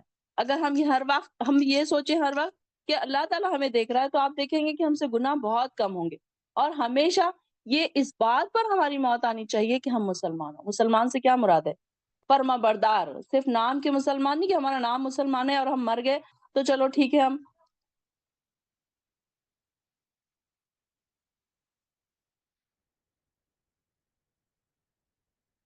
آیت 103، تم مل جل کر اللہ کی رسی کو مضبوطی سے پکڑے رہنا اور فرقہ بندی نہ کرنا، اور تم پر جو اللہ کا انعام ہے اسے بھی یاد کرنا۔ جب تم دشمن تھے تو تمہارے دلوں میں اللہ نے محبت ڈال دی، تو تم اللہ کی مہربانی سے بھائی بھائی ہو گئے، اور تم دوزخ کے گڑھے کے کنارے پر ہی تھے تو اللہ نے اس سے تمہاری جان بچائی۔ اس طرح اللہ اپنے احکام بیان کرتا ہے تاکہ تم سیدھے راستے پر رہو۔ اور تم میں ایک جماعت ہونی ضروری ہے جو خیر کی طرف بلایا کرے اور نیک کام کرنے کو کہا کرے اور برے کاموں سے روکا کرے، اور یہی لوگ پورے کامیاب ہے۔ اور تم ان کی طرح مت ہو جانا جنہوں نے فرقہ بندی کر لی اور آپس میں کھلے احکام آنے کے بعد بھی باہم اختلاف کیا، اور انہی کے لیے بہت بڑا عذاب ہوگا۔ اس روز بعض کے چہرے سفید ہو جائیں گے اور بعض کے چہرے سیاہ ہوگے، تو جن کے چہرے سیاہ ہوگے ان سے سوال ہوگا کیا تم کافر ہو گئے جبکہ تم ایمان لا چکے تھے؟ تو سزا کا مزہ چکھو، اور اس لیے کہ تم کافر ہو گئے۔ اور جن کے چہرے سفید ہوگے وہ اللہ کی رحمت میں ہوں گے، وہ اس میں ہمیشہ ہمیشہ رہے گے۔ یہ اللہ کی آیات ہے جو صحیح صحیح پڑھ کر ہم تم کو سناتے ہیں، اور اللہ دنیا جہان کی مخلوقات پر کوئی ظلم نہیں چاہتا، اور اللہ ہی کی ملکیت ہے جو کچھ بھی آسمانوں اور زمینوں میں ہے، اور تمام امور اللہ کی طرف رجوع کیے جائیں گے۔ تم بہترین امت ہو جو تم بہترین امت ہو جو عوام الناس کی خدمت کے لیے نکلی ہے۔ تم نیکی کے لیے کہتے ہو اور بدی سے روکتے ہو اور اللہ پر ایمان لائے ہو، اور اگر اہل کتاب ایمان لے آتے تو یہ ان کے لیے بہتر ہوتا۔ ان میں سے بعض تو مسلمان ہو گئے اور اکثر ان میں کافر ہے۔ وہ تم کو ہرگز کوئی تکلیف نہیں دے گے مگر زبانی ایذا۔ اگر وہ تم سے جھگڑا کرے تو تم کو اپنی پیٹھ دکھا کر بھاگ جائے گے اور پھر ان کی کوئی مدد بھی نہیں کی جائے گی۔ جہاں بھی یہ جائیں گے وہاں ذلیل و خوار ہی رہے گے، سوائے ایک ذریعہ اللہ کی طرف سے اور دوسرا ذریعہ لوگوں کی طرف سے، اور یہ اللہ کے غضب میں گرفتار ہے اور پستی میں چمٹے ہوئے ہے۔ یہ اس سبب سے ہے کہ وہ اللہ کی آیت کا انکار کرتے تھے اور نبیوں کو قتل کرتے تھے بلا کسی سبب کے، یعنی ناحق۔ یہ اس وجہ سے ہے کہ وہ نافرمان ہو گئے اور حد سے بہت آگے چلے گئے۔ یہ سب برابر نہیں ہے۔ اہل جماعت میں ایک جماعت راہ راست پر قائم ہیں، جو رات کے اوقات میں اللہ کی آیت پڑھتے ہیں اور وہ نماز بھی ادا کرتے ہیں۔ یہ اللہ اور آخرت کے دن پر پورا ایمان رکھتے ہیں اور نیکی کے لیے کہتے ہیں اور بدی سے روکتے ہیں اور نیک کام میں دوڑتے ہیں اور شائستہ انسانوں میں سے ہے۔ اب یہاں پر دیکھیے یامرون بالمعروف ینہون عن المنکر، یہاں پر کن کی صفات بیان کی جا رہی ہے؟ نیک لوگوں کی صفات، کہ وہ کیسے ہیں؟ اللہ کی حدود سے آگے نکل جانے والے نہیں ہیں۔ یہ اہل کتاب بھی سارے ایک جیسے ہیں، ان میں سے کچھ کیسے ہیں؟ ایسے بھی ہیں جو حق پر قائم رہنے والے، یعنی کہ وہ سارے ایسے نہیں ہیں، سارے گناہگار نہیں ہیں، بلکہ اس میں سے کچھ ایسے بھی ہیں جو حق پر قائم رہنے والے بھی ہیں، دن رات اللہ کی آیات بھی پڑھتے ہیں، سجدہ ریز بھی ہوتے ہیں، اللہ پر اور آخرت کے دن پر ایمان بھی لاتے ہیں۔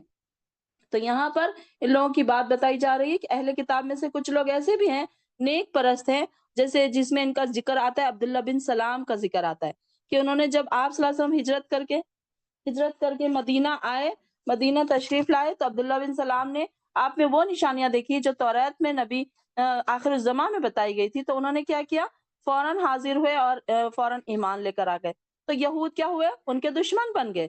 اور پھر اسی طریقے سے نجاشی کا بھی ذکر آتا ہے کہ نجاشی بھی جیسے ہی نجاشی نے قرآن کی آیتیں سنی تو وہ رونے لگا، اور بعد میں یہ پتا چلا کہ وہ جب اس کا انتقال ہوا تو آپ صلی اللہ علیہ وسلم نے اس کی نماز جنازہ غائبانہ نماز جنازہ پڑھائی۔ اس سے یہ پتا چلتا ہے کہ وہ ہو سکتا ہے کہ اس نے اسلام قبول کر لیا تھا۔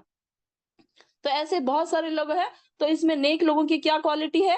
یامرون بالمعروف ینہون عن المنکر یسارعون فی الخیرات، کہ وہ برے کاموں سے روکتے ہیں اور اچھے کاموں کا حکم دیتے ہیں۔ یہ ہم سب پر بھی ایک ذمہ داری ہے کہ ہم ہمیشہ برے کاموں سے روکیں اور اچھے کاموں کا حکم دیں۔ کم سے کم یہ ہونا چاہیے کہ ہم کم سے کم اپنے جہاں تک ہمارا ہمارے ہاتھ جاتے ہیں، یا ہمارے رشتہ دار یا ہمارے کلوز ونز جو ہماری بات سنتے ہیں، ایٹ لیسٹ ہم ان کو تو یہ بات کہہ سکتے ہیں نا کہ برے کاموں سے روک سکتے ہیں، اچھے کاموں کے۔ اب یہ نہ ہو کہ بالکل ہم کہیں کہ نہیں بھائی ہم کیوں بولے کسی کے بیچ میں، ہم کیوں بولے کوئی ہماری بات نہیں سنتا، بھلے کوئی ہماری بات نہ سنے لیکن ایٹ لیسٹ اللہ کے پاس تو ہماری حجت قائم نہیں ہوگی نا کہ ہم نے کسی کو منع نہیں کیا تھا۔ کوئی اگر ہم برا کام کرتے ہوئے دیکھیں، کسی کو اپنے کلوز ونس کو اگر ہم کوئی برا کام کرتے ہوئے دیکھیں، تو ہمارا کام ہے کہ ہم ان کو روکیں۔ کم سے کم اگر ہم منہ سے نہیں روک سکتے، ہاتھ سے نہیں روک سکتے، منہ سے نہیں روک سکتے، تو کم سے کم پھر ان کو دل میں ہی ہم ان کو برا سمجھے۔ یہ ایک کم سے کم ہونا چاہیے کہ یہ چیز کو میں نہیں روک پا رہی ہوں، کہ کچھ چیزیں ایسی ہمارے آس پاس ہوتی ہیں لیکن ہم نہیں روک پاتے۔ کچھ ہمارے رشتہ دار، کچھ ہمارے کلوز ونس ایسے ہوتے ہیں۔ اب کئی بار ایسا ہوتا ہے کہ بیوی ہوتی ہے اور شوہر اس کی بات نہیں مان رہا، کچھ غلط کام کر رہا ہے، لیکن ایٹ لیسٹ وہ بول سکتی ہے اچھے الفاظوں میں، احسن الفاظوں میں۔ اب یہ نہ ہو کہ لڑائی جھگڑے ہی شروع ہو جائیں، اور اگر نہیں تو کم سے کم اس بات کو دل میں برا سمجھے اور رو رو کے اللہ تعالیٰ سے دعا کرے کہ اللہ میں نہیں چاہتی کہ یہ غلط چیزیں ہمارے گھر میں رواج پائیں، یا بچے کوئی ایسے غلط کام کر رہے ہیں، یا بچے بات نہیں سن رہے ہیں ماں کی، ماں بہت دیندار ہے۔ ایسے بھی ہوتا ہے کبھی باپ بہت دیندار ہے، بیوی بچے بات نہیں مان رہے ہیں، تو ایسی جگہ پہ پھر کیا کر سکتے ہیں؟ ہم اللہ کے سامنے رو رو کے دعا کر سکتے ہیں، اور اس کو ایٹ لیسٹ ہم دعا دل میں برا مانیں کہ یہ چیز ہم کو نہیں پسند آ رہی اللہ، لیکن ہم مجبور ہیں، ہم دعا کریں کہ اللہ ہم بے بس ہیں تو ہماری مدد فرما۔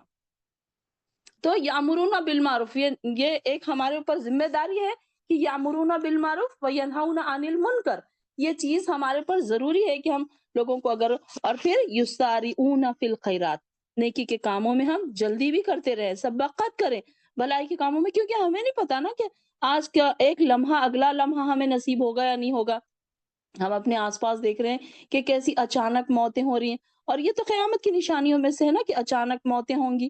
تو ہم کو کیا پتا کہ ہم 50 سال جئیں گے یا 60 سال جئیں گے یا 100 سال جئیں گے، ہمیں نہیں پتا۔ دیکھ رہے ہیں کہ ہمارے آس پاس کیسے ینگسٹرز کی موتیں اچانک ہو رہی ہیں۔ تو یہ نہ سوچے کہ اچھا، اب حج کے بارے میں بھی دیکھیے کہ لوگ کیا سوچتے ہیں کہ نہیں نہیں، ابھی تو گھر بنا رہے ہیں، ابھی تو بیٹی کی شادی ہے، ابھی تو بیٹے کی شادی ہے، ابھی تو سارے کام ہو جائیں گے نا، تو پھر آخری میں حج کریں گے۔ اور وہ آخری، کیا ہمیں پتا ہے کہ وہ آخری جو ہم نے وقت سوچ کر رکھا ہے تو ہماری زندگی میں آنے والا ہے یا نہیں؟ کئی لوگوں کو دیکھیے کہ شادیاں اتنی دھوم دھام سے کر رہے ہیں، بچوں کی اتنی اعلیٰ درجے کی، اور گھر اتنے شاندار بنائے ہوئے ہیں، اور ان کو حج کو آنے کا پیسہ ہی نہیں ان کے پاس جمع ہو رہا۔ تو یہ یسارعون فی الخیرات، چاہے چھوٹی سی نیکی ہو چاہے بڑی نیکی ہو، اس میں جلدی کیا کریں۔ یہ نہ سوچے کہ اچھا میں کل کر لوں گی، اچھا ابھی میں بڑھاپے۔ بہت سارے لوگ کیا کرتے ہیں، یہ سوچتے ہیں کہ یہ اب جوانی کی ایج ہے، انجوائے کرنے کی ایج ہے۔ بہت سارے جو ہے نا ینگسٹرز اس طرف نہیں آتے۔ اب دیکھیں گے کہ جتنے بھی ہماری کلاسوں میں بیٹھنے والے ہیں، تقریباً 50 40 50 60 سال کی خواتین ہیں، اور بہت کم ہے ینگسٹرز جو واقعی گاڈ گفٹڈ ہیں۔ وہ ان کے پیرنٹس بہت خوش ہو جائیں کہ وہ گاڈ گفٹڈ ہیں، کہ ایسے جو بیٹھے ہیں اس محفل میں جو بیٹھے ہیں۔ تو ایسے لوگ کیا ہے کہ جس کو کیا سوچتے ہیں کہ یہ تو زندگی انجوائمنٹ کی ہے، ابھی ٹائم انجوائمنٹ کا ہے، ابھی ہنسنے بولنے کا ٹائم ہے، اس میں کیا پردہ کر لیں اور کلاسز میں بیٹھ جائیں اور ساری چیزیں چھوڑ دیں، سارے انجوائمنٹ۔ اسلام کہاں ہمیں سارے انجوائمنٹ سے ہٹا رہا ہے؟ ہم ہنس رہے ہیں، بول رہے ہیں، کھا رہے ہیں، پی رہے ہیں، کیا ہمارے پاس پارٹیاں نہیں ہوتی؟ کیا ہم لوگ میک اپ نہیں کرتے؟ کیا ہم لوگ اچھے اچھے کپڑے نہیں پہنتے؟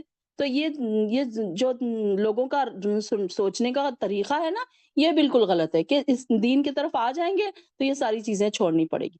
میں تو کہتی ہوں کہ ہر چیز کرو، پردے میں رہ کر، گوشے میں رہ کر، ہر چیز بچیوں کو بھی کرواؤ، ہر انجوائمنٹ ان کو پورا کرنے دو۔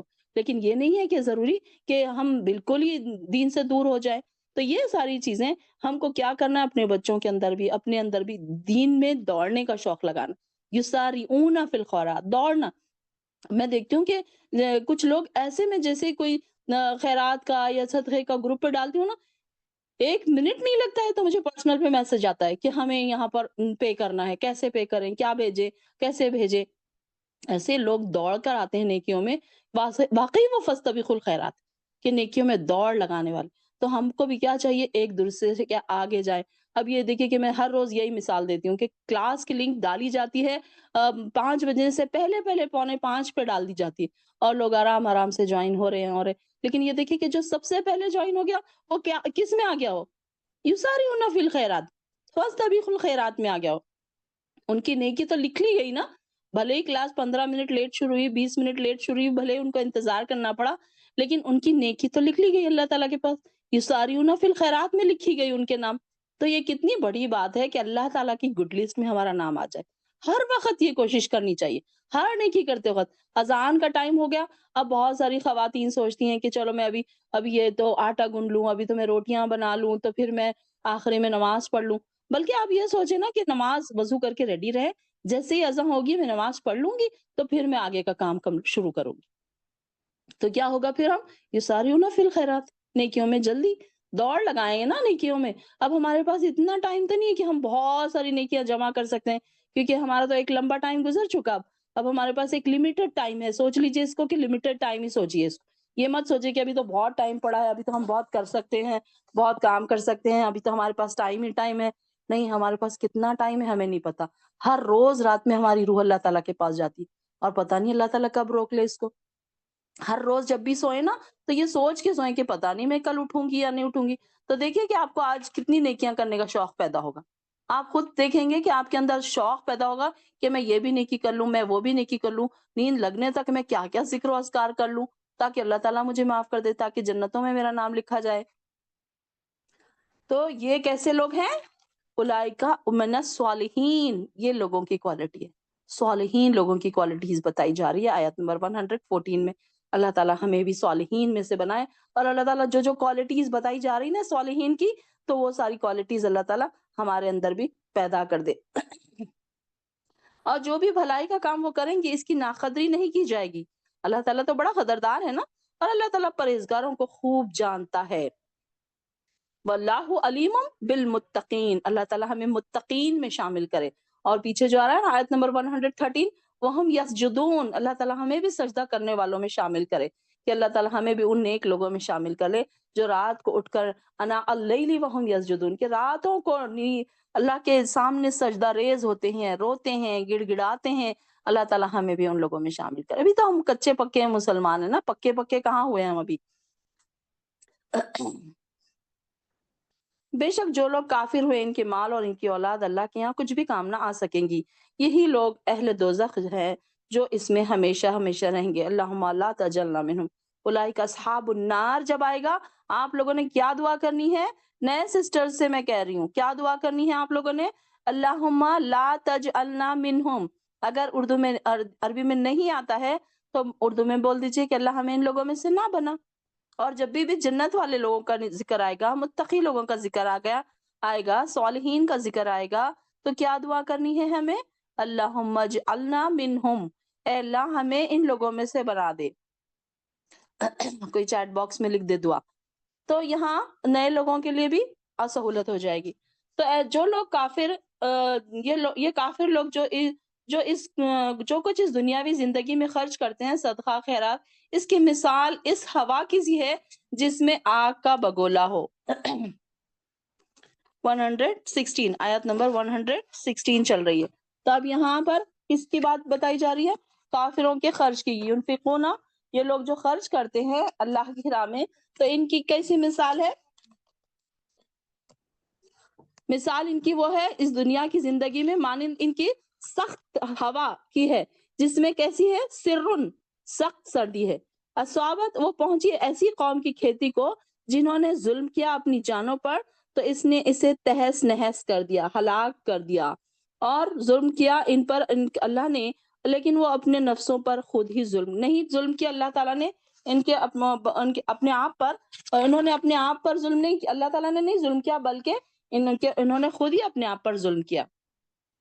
اب یہاں کافروں کے نیک اعمال کیوں برباد ہو رہے ہیں؟ اب دیکھیے کہ ہم دیکھتے ہیں کہ اپنے آس پاس کافر بھی کوئی بہت نیک کام کرتے ہیں، لوگوں کو کھانا کھلا رہے ہیں، لوگوں کو پیسے بانٹ رہے ہیں، کپڑے بانٹ رہے ہیں، لیکن یہ اللہ کے لیے نہیں کر رہے نا، ایمان نہیں ہے نا ان کا اللہ پر، تو ان کے سارے اعمال ضائع ہو گئے، ان کے کوئی فائدہ نہیں ہے۔ انہوں نے جیسے بالکل ایسا ہے کہ جیسے انہوں نے ایک کھیت بنایا، اس میں انہوں نے کھیتی کی، اور ساری چیزیں جب آ گئی تو اس کو ایک ایسی تیز ہوا پہنچی کہ اس کی وہ تیز ہوا کیا ہے؟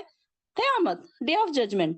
تو یہ کافروں کے متعلق کہا جا رہا ہے کہ کافر تو وہ کہلاتے ہیں کہ اللہ اور آخرت کے دن پر ایمان ہی نہیں رکھتے وہ، اور یہی ان کا اپنے اوپر سب سے بڑا ظلم ہے۔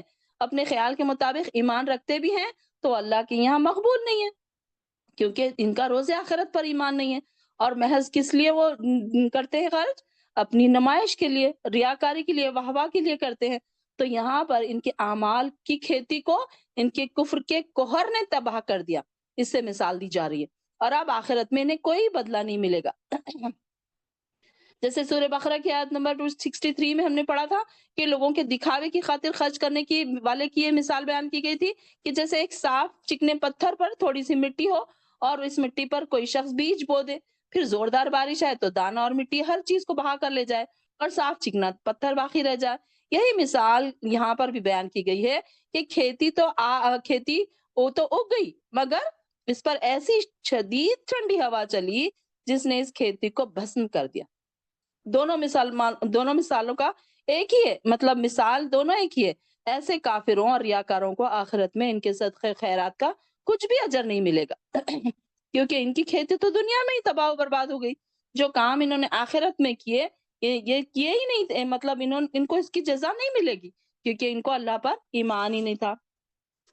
آیت 118 اے لوگو جو ایمان لائے ہو، تم کسی غیر مذہب والے کو اپنا رازدار نہ بنانا، وہ تمہاری خرابی اور فتنہ انگیزی کرنے میں ذرا سا بھی کوتاہی نہیں کرتے، وہ تم کو ہر طرح تکلیف پہنچانا چاہتے ہیں۔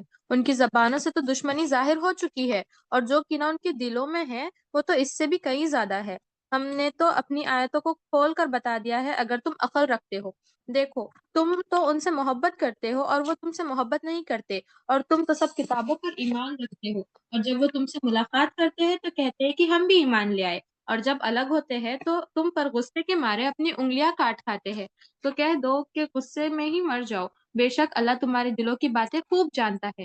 اور اگر تم کو کوئی خیر پہنچتی ہے تو وہ ان کو بری لگتی ہے، اور اگر تم مصیبت میں ہوتے ہو تو وہ خوش ہوتے ہیں۔ اور اگر تم ان تکلیفوں کو برداشت کر لو اور ان سے بچتے رہو تو ان کا فریب تم کو کوئی نقصان نہ پہنچا سکے گا، اور اللہ تو ان کے اعمال کا احاطہ کیا ہوا ہے۔ اور جب تم صبح کو اپنے گھر والوں سے علیحدہ ہوئے اور مومن کو لڑائی کے لیے مورچوں پر متعین کر رہے تھے، اور اللہ تو خوب سننے والا اور خوب جاننے والا ہے۔ آیت نمبر 121۔ 121 دیکھیے، تو اب یہاں پر دیکھیے کہ 121 سے وَإِذْ غَدَوْتَ، اور جب آپ صبح کو نکلے اپنے گھر والوں کے پاس سے، تو اب یہاں پر دیکھیے کہ یہاں پر غزوہ احد کا پس منظر بیان کیا جا رہا ہے کہ دیکھیے کہ ہم ایک آیت پر سے گزرے نا تو ہمیں پتہ چلنا چاہیے کہ اس آیت میں کس بات کا ذکر ہو رہا ہے، ورنہ تو ہم پڑھ رہے ہیں نکل رہے ہیں آگے ہمیں پتہ ہی نہیں چل رہا کہ کس بات کا ذکر ہو رہا ہے۔ تو یہاں پر غزوہ احد کا پس منظر بیان کیا جا رہا ہے، اور یہ کب؟ رمضان 2 ہجری میں غزوہ بدر ہوئی تھی، قریش مکہ کو عبرت ناک شکست ہوئی تھی جیسے کہ ہم سب جانتے ہیں، اور اس کے بعد ابو جہل کی بھی موت کے بعد ابو سفیان نے قریش کی قیادت سنبھالی، اور اس نے جنگ بدر کا بدلہ لینے کے لیے مسلمانوں کے لیے قافلہ تیار کیا، اور یہ سوچ کر کے انہوں نے کیا کیا، 3 ہجری میں ایک سال کے بعد، ٹھیک 1 سال کے بعد انہوں نے کیا کیا کہ اپنی تیار کی فوج 3000 کا لشکر، جو سارے قریش کے جو تھے لوگ، ان کے 3000 کا لشکر لے کر ابو سفیان جنگ احد کے میدان میں پہنچ گیا۔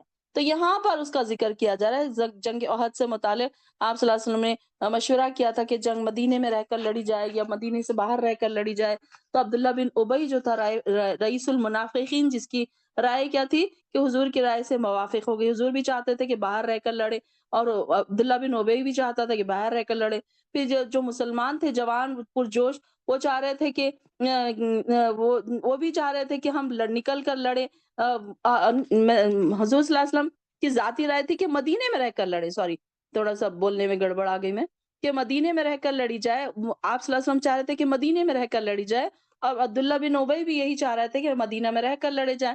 لیکن جو پرجوش نوجوان تھے، مسلمان تھے، تو وہ کیا چاہ رہے تھے، جنہوں نے بدر کی شرکت نصیب نہیں ہوئی تھی جن کے، اور جن کو شہادت کا شوق بھی تھا، اور وہ اس بات پر وہ کر رہے تھے، اصرار کر رہے تھے کہ باہر نکل کر، مدینے سے باہر نکل کر مقابلہ کیا جائے، تاکہ دشمن ہماری نسبت بزدلی اور کمزوری کا گمان نہ کر سکیں۔ پھر آپ صلی اللہ علیہ وسلم نے ان نوجوانوں کی بات سن لی، اور پھر کیا کیا کہ جب آپ مدینے سے باہر نکلے تو تقریباً 1000 آدمی آپ کے ساتھ تھے۔ اب یہاں پر دیکھیے کہ یہاں پر ان کی بات بتا رہی جائے کہ آپ صبح نکلے اپنے گھر والوں کے ساتھ، تو آپ بٹھاتے تھے مومنوں کو مورچوں پر لڑائی کے لیے، اور اللہ صلی اللہ خوب سننے والا اور جاننے والا ہے۔ اور جب ارادہ کیا 2 گروہوں نے، تو 2 گروہوں سے کیا مراد ہے کہ ایک مسلمانوں کا گروہ، ایک کافروں کا، تو میں سے یہ کہ وہ بزدلی کرے۔ اب اس میں سے سوری یہ 2 گروہ کون سے تھے کہ اس میں سے 2 گروہ یہ بن گئے تھے نا کہ آپ صلی اللہ علیہ وسلم کے ساتھ جو رئیس المنافق تھا عبداللہ بن ابی، ان کے لوگ اور مسلمانوں کے، تو اس میں بھی 2 گروہ بن گئے تھے۔ تو یہ کیا چاہ رہے تھے کہ یہ بزدلی کرے، حالانکہ اللہ تعالیٰ ان دونوں کا دوست تھا، اور اللہ ہی پر اس چاہیے کہ وہ توکل کرے مومن۔ البتہ اللہ نے تمہاری مدد کی بدر میں جبکہ تم کمزور تھے، چنانچہ تم اللہ سے ڈرتے رہو، اور تاکہ تم شکر کرو۔ فاتقوا اللہ لعلکم تشکرون۔ اور جب آپ کہتے تھے مومنوں سے کہ کیا ہرگز نہ کفایت کرے گی تمہیں یہ بات کہ مدد کرے گا اللہ تعالیٰ تمہارا رب تمہارے لیے 3000 فرشتوں کے ساتھ، جو اتارے گئے ہیں آسمان سے، کیوں نہیں اگر تم صبر کرو اور تم ڈرو اللہ سے، تو آ جائے گی تمہارے پاس اسی دم بھی اس کی مدد، اور تمہاری مدد کرے گا تمہارا رب 5000 فرشتوں کے ساتھ، جو خاص نشان والے ہوں گے۔ اب یہاں پر دیکھیے کہ اللہ تعالیٰ نے، اب یہاں پر عبداللہ بن ابی کا بھی کردار یہاں پر پتہ چل رہا ہے کہ جب آپ مدینے سے نکلے تو تقریباً 1000 آپ کے ساتھ لوگ تھے۔ عبداللہ بن ابی تقریباً 300 آدمیوں کو، جن میں سے بعض مسلمان بھی تھے، ساتھ لے کر راستے سے یہ کہتا ہوا واپس آ گیا کہ میرا مشورہ نہیں مانا گیا، تو ہم کیوں لڑے، خواہ اپنے آپ کو ہلاکت میں کیوں ڈالے۔ تو آپ پھر 700 مجاہدین کو لشکر لے کر میدان جنگ میں پہنچ گئے، اور وہاں پر کتنے تھے ان کی طرف، قریش کی طرف سے 3000، یہاں پر کتنے تھے، صرف 700۔ تو یہاں پر ان کی بات بتائی جا رہی ہے کہ کمزوری ان کے دلوں میں نہیں آئی، بلکہ انہوں نے، آپ صلی اللہ علیہ وسلم نے کہا کہ دیکھیں کہ کم تعداد بھی، قلیل تعداد بھی کیا ہوگی، اللہ تعالیٰ ان کو مدد کرے گا، فرشتوں کو بھیجے گا، اور فرشتوں کو بھیج کر تمہاری مدد کرے گا، یہ تسلی ان کو دی گئی کہ غزوہ احد میں جب دوسرے مسلمانوں کی ڈھارس بندھا رہے تھے آپ صلی اللہ علیہ وسلم، تو انہوں نے یہ کہا کہ اللہ تعالیٰ 3000 فرشتے بھیج کر تمہاری مدد فرمائے گا، جیسا کہ میدان بدر میں تمہاری مدد فرمائی۔ پھر ایک جگہ مفسرین نے 3000 اور 5000 فرشتوں سے مدد کے وعدے کو جنگ بدر سے متعلق کیا۔ اس لحاظ سے یہ بھی بیان ہے کہ یہ جنگ بدر میں قلیل تعداد اور کمزور نہتے مسلمانوں کو ڈھارس بندھانے کی خاطر اللہ تعالیٰ نے 1000 فرشتے میدان بدر میں بھیجے تھے، یہ بھی ذکر آتا ہے۔ تو ایسی صورت میں ہم 3000 یا 5000 فرشتے بھیج دیں گے، یہ اللہ تعالیٰ کے نبی نے ان کو تسلی دی تھی۔ پھر چونکہ کافروں کے لیے مکہ سے تو کوئی مزید اور کوئی ان کے لیے امید نہیں تھی، اور فرشتے بھی ان کے لیے نہیں آنے والے تھے، ان کے پاس تو کچھ بھی نہیں تھا، ان کے پاس صرف ان کی تعداد ہی ان کے لیے ہمت تھی بس۔ تو البتہ 1000 فرشتوں کی میدان جو تھی بدر میں، تو اس کی شرکت سے کیا ہوا؟ تو قرآن پاک سے بھی ثابت ہے کہ اس میں فرشتے اترے تھے اور لوگوں کو مارتے جاتے تھے، اور لوگوں کے چہروں پر اور ان کی پیٹھوں پر چابک کے نشان بھی نظر آتے تھے، جو جلے ہوئے نشان ہوتے تھے۔ آیت 126 اور اللہ نے یہ مدد محض اس لیے کی کہ تمہارے لیے خوشخبری ہو اور تمہارے دلوں کو اس سے سکون ہو، اور مدد تو صرف اللہ ہی کی طرف سے ہوتی ہے جو بڑا زبردست اور حکمتوں والا ہے، کہ تاکہ کفار میں سے وہ ایک گروہ کو ہلاک کر دے یا ذلیل و خوار کر دے، پھر وہ ناکام لوٹ جائے۔ اے نبی صلی اللہ علیہ وسلم، آپ کو فیصلے کے اختیارات میں کوئی دخل نہیں، اللہ ان پر متوجہ ہو جائے اور معاف کر دے یا کوئی سزا دے، کیونکہ وہ بڑا ہی ظلم کر رہے ہیں۔ اور اللہ ہی کی ملکیت ہے جو کچھ بھی آسمانوں میں ہے اور جو زمین میں ہے، وہ جسے چاہے بخشے اور جسے چاہے عذاب دے، اور اللہ تو بڑا بخشنے والا اور بڑی رحمتوں والا ہے۔ اے مومنو، سود نہ کھایا کرو، 2 گنا 4 گنا، اور اللہ سے ڈرا کرو تاکہ تم کامیاب رہو، اور تم اس آگ سے بچا کرو جو کافروں کے لیے تیار کی گئی ہے، اور خوشی خوشی اللہ اور رسول صلی اللہ علیہ وسلم کی فرمانبرداری کیا کرو تاکہ تم پر اللہ کی رحمت ہو، اور رب کی مغفرت کی طرف دوڑ کر آیا کرو، اور جنت کی طرف جس کی وسعت آسمانوں اور زمینوں کے برابر ہے، اور یہ جنت صرف پرہیزگاروں کے لیے تیار کی گئی ہے۔ اب یہاں پر دیکھیے اطیعوا اللہ و اطیعوا الرسول لعلکم ترحمون، یہاں پر اللہ تعالیٰ فرما رہے ہیں کہ واتقوا النار التی اعدت للکافرین، یہاں پر صاف طور پر بتا دیا گیا ہے کہ اللہ تعالیٰ نے آگ دوزخ کی آگ کس کے لیے تیار کی ہے؟ اعدت للکافرین، ہمارے لیے نہیں تیار کی، ہمارے لیے تو اللہ تعالیٰ نے جنت تیار کی ہے نا۔ تو یہاں پر اگر کوئی اللہ کی اطاعت کرتا ہے اور رسول کی اطاعت کرتا ہے تو اس کی وجہ سے کیا ملے گا؟ لعلکم ترحمون، شاید کہ تم پر رحم کیا جائے۔ اور ساریو الی المغفرہ، اللہ کی مغفرت کی طرف، اللہ کے اپنے رب کی بخشش کی طرف، اور اس جنت کی طرف دوڑو جس کا عرض آسمانوں اور زمین کے برابر ہے، اور وہ ان خدا ترس لوگوں کے لیے تیار کی گئی ہے۔ اعدت للمتقین، پرہیزگاروں کے لیے تیار کی گئی ہے نا جنت، تو اس کی طرف ہمیں دوڑنا بھی ہے۔ یہ نہیں ہے کہ چلو ٹھیک ہے ہم مسلمان ہیں، ہمارے لیے جنت بنائی گئی ہے تو ہمیں مل کے ہی رہے گی، بلکہ ہم کو اس کے لیے کوشش بھی کرنی پڑے گی۔ اب یہ دیکھیں کہ دنیا میں ہم کو ایک گھر بنانا ہوتا ہے تو اس کے لیے ہم کو کتنی کوششیں کرنی پڑتی ہے۔ پلاٹ خریدنے کے لیے پیسہ چاہیے، پھر اس کی رجسٹری کے لیے اس کے لیے پیسہ چاہیے، پھر اس کو گھر بنانے کے لیے کوئی اچھا آپ کے لیے آرکیٹیکچر چاہیے، پھر وہ ساری چیزیں، پھر تک کہیں جا کر ایک گھر بنتا۔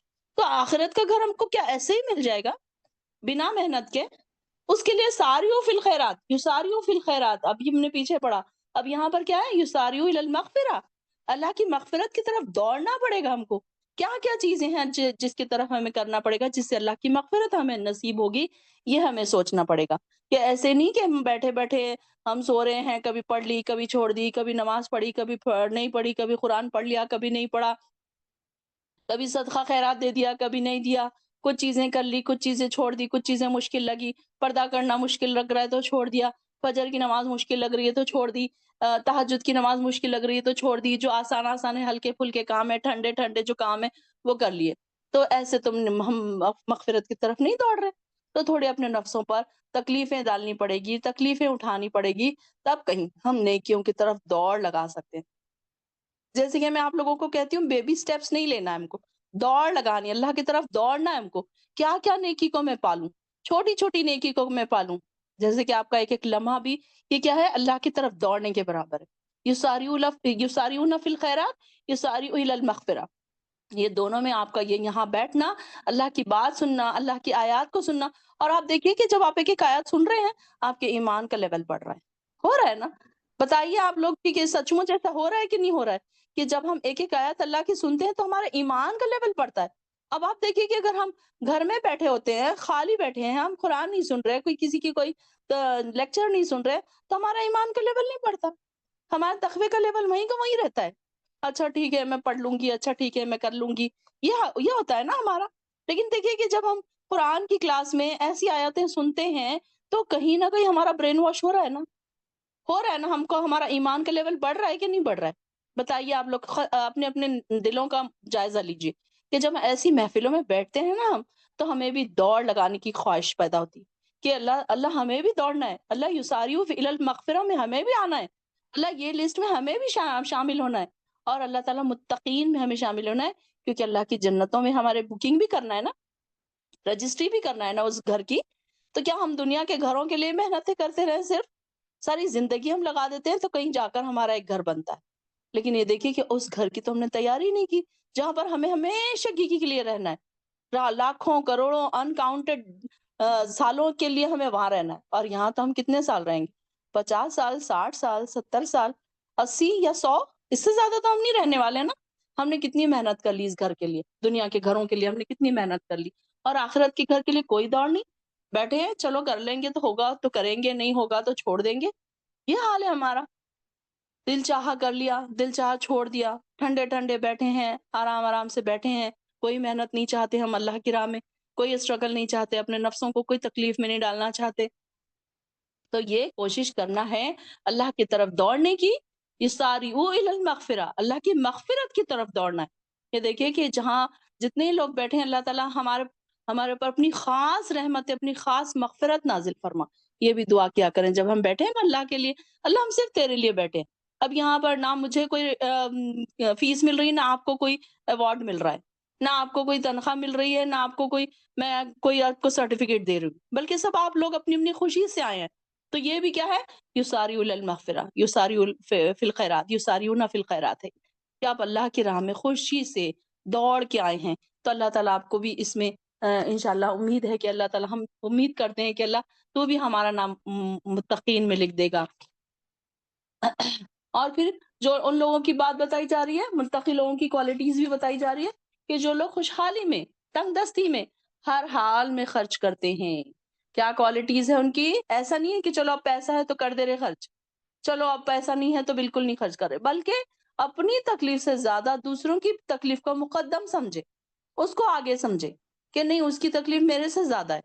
مجھے آپ کوئی آپ کے پاس آ گیا، آپ کے پاس 100 روپے بچے ہیں، اب آپ سوچ رہے ہیں کہ میں اس کو اپنے اوپر خرچ کروں یا سامنے والا منگ رہا ہے اس کو دے دوں. آپ یہ سوچیں کہ اس کی پریشانی آپ سے زیادہ بڑی ہے تو آپ اس کو دے دیں. یہ ہوتا ہے الذین ینفقون فی السراء، تنگ دستی میں خرچ کرنے والے. پھر کیسے ہوتے ہیں؟ ان کی کوالٹی کیا ہے؟ کاظمین الغیظ. ہم نے بہت ڈیٹیل میں اس کی تفسیر کی ہے. میں آپ سے ہمبل ریکویسٹ کروں گی کہ آپ لوگ ضرور ضرور ہماری ڈیٹیل تفسیر سنیں، کیونکہ یہاں ہم ڈیٹیل تفسیر نہیں کر سکتے، یہاں پر ہم شارٹ انشاءاللہ جائیں گے. تو کاظمین الغیظ، غصے کو پی جانے والے. یہاں پر متقین کی کوالٹیز بتائی جا رہی. ہر کوالٹی پہ اللہ سے کوشش کریں، دعا کریں، گڑ گڑائیں کہ اللہ ہمیں ایسا بنا دے، اللہ ہمارے اندر یہ ساری کوالٹیز پیدا کر دے. بار بار اللہ تعالیٰ سے دعا کریں. اس آیت کے آگے بڑھنے سے پہلے نا اللہ تعالیٰ سے ضد کر کے یہ ساری کوالٹیز اپنے اندر پیدا کرنے کی کوشش کریں. اللہ ہم دعا کریں گے، اللہ تعالیٰ ہمارے لیے خود آسان کر دے گا. ہم تو بے بس ہیں نا اللہ، تو ہمارے اندر یہ کوالٹیز پیدا کر دے. اللہ تعالیٰ چاہے تو کچھ بھی ہو سکتا ہے، ہمیں اپنے آپ کو بدل دے سکتا ہے اللہ تعالیٰ، ہمارے اپنے آپ کو نا. تو اللہ تعالیٰ نے کیا کیا کوالٹیز بتائی ان کی؟